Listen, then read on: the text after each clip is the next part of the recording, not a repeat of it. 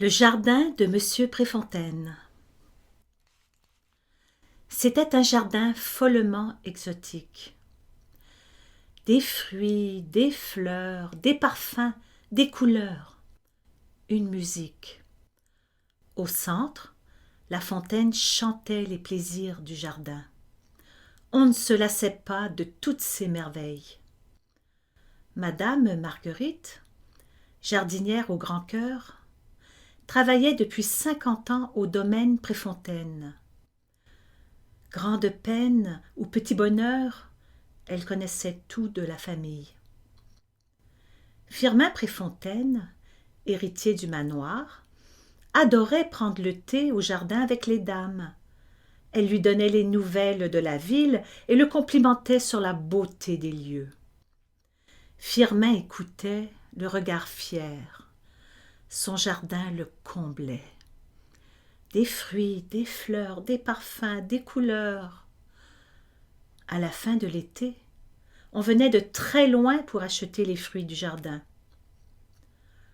À l'automne, M. Corbeau, riche commerçant, vint visiter le domaine. Les vergers, dans ses yeux, devenaient des mines d'or. « Je connais de nouvelles formules qui vous étonneront, mon cher Firmin, disait-il. Vos légumes et vos fruits rapporteront à l'infini. » Firmin se laissait séduire. « Si nous étions associés, poursuivit Corbeau. Les semaines passèrent. Madame Marguerite travaillait dur. « C'est beaucoup trop pour elle, se dit Firmin. À partir d'aujourd'hui, Corbeau s'occupera de tout. » Passant tendrement son bras sous celui de Marguerite, il la fit asseoir au jardin. Les mots n'étaient pas nécessaires. « Tu te reposeras, Marguerite, disait le regard ému de Firmin. Regarde les arbres que toi tu as plantés. Regarde-les, ils dansent jusqu'aux étoiles. Tu te reposeras, Marguerite, parvint-il à dire enfin. Corbeau et ses hommes prendront soin de tout. Avec un léger sourire, Marguerite lui remit la clé du jardin. Le lendemain, des monstres envahirent le jardin. Les tracteurs grondaient, les tuyaux crachaient des poisons, la voix de Corbeau rugissait au-dessus du vacarme. « Enlevez-moi ces mauvaises herbes! Elles empêchent mes arbres de faire leur devoir. » Les folles fougères, les fleurs fragiles et les hautes herbes qui ne rapportaient rien furent condamnées. On remblaya le bel étang aux nénuphars. Les petits animaux s'enfuirent et les oiseaux firent silence. « Faites taire cette fontaine !» hurlait Corbeau. Mais on avait beau vouloir la sécher, elle chantait tout de même. Il ne resta plus qu'un champ de bataille, des arbres tristes et une fontaine toujours vivante. Les rêves de Corbeau se fanaient sous ses yeux. Par tous les moyens, il tenta de ranimer le jardin. Mais sa manière était mauvaise et le mal était fait. Lorsque les fruits tant convoités s'écrasèrent mollement sur le gazon trop dru, Corbeau tourna le dos à ses espoirs et quitta le jardin pour toujours. D'un œil triste, Firmin Préfontaine contemplait l'immense désastre. Il avait perdu l'appétit, le sourire et beaucoup d'argent. Quand retrouverait-il les beaux après-midi passés à l'ombre des cerisiers en fleurs?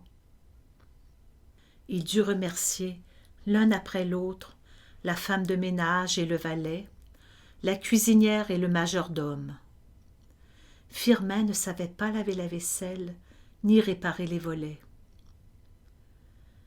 Une nuit, la maison commença à se plaindre abandonné comme le jardin. Le matin, la vieille horloge avait beau carillonner sa bonne humeur, Firmin ne se réveillait que très tard. Elle qui, depuis toujours, avait dirigé la vie de la maison, regardait déboussolée celui qu'elle avait vu grandir au rythme de ses heures. La vaisselle s'accumulait sur la table, et les moutons de poussière gambadaient pendant que Firmin broyait du noir. Un jour que l'horloge tentait de réveiller Firmin, le coucou, son petit-fils, se mit à sonner à tue-tête et à contre-temps. « Tais-toi, grand-mère !» cria-t-il. « Tu es vieille, dépassée, et ton heure a sonné !» Préfontaine, excédé, cessa de remonter la vieille horloge. « Et toi, le petit, tu te tais ou je te mets en cage !» lança-t-il au coucou. « La grève des arbres fruitiers persiste au domaine Préfontaine, annonça-t-on un soir à la télévision. Un homme d'affaires sans scrupules, ainsi qu'un propriétaire négligent, seraient à l'origine du désastre écologique qui... Livide, Firmin écoutait sans bouger. Alors, la porte de sa chambre s'ouvrit lentement, laissant passer en silence, mystérieux cortège, les objets abandonnés de la maison. Derrière eux, portés par une armée de petits réveils matins, la vieille horloge morte. Les fauteuils avaient revêtu leur housse de velours noir. Les lampes s'étaient mises en veilleuse. Le coucou pleurait sa grand-mère. Préfontaine courut au jardin. Dans l'air encore parfumé, sur un ciel piqué d'étoiles, le fantôme de l'horloge apparut. Préfontaine voulut rentrer aussitôt, mais le fantôme lui toucha le bras. « Mon petit Firmin, j'ai bercé ton grand-père, j'ai bercé ton père, puis je t'ai bercé aussi, toujours au rythme de mon cœur. Aujourd'hui, il a cessé de battre. Tu as arrêté le temps. Tu as tout à refaire selon ton propre cœur. Oh, souffla-t-il, je vous ferai revivre. Et cette nuit-là, pour la première fois depuis longtemps, Firmin Préfontaine dormit paisiblement.